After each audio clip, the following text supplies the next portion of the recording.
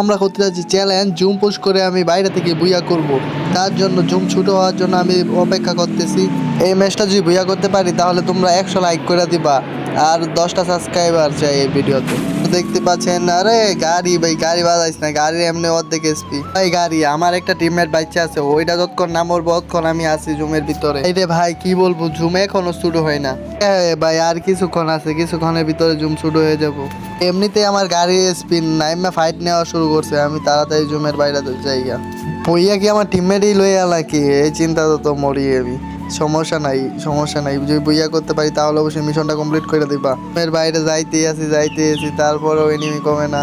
লাস্টের গাড়িটা বাজায় দিবার চেষ্টা করলাম, আর মাত্র কয়েক সেকেন্ডের ভিতরে জুম শুরু হয়ে যাব। তাড়াতাড়ি আমার বাজাইতে হইব।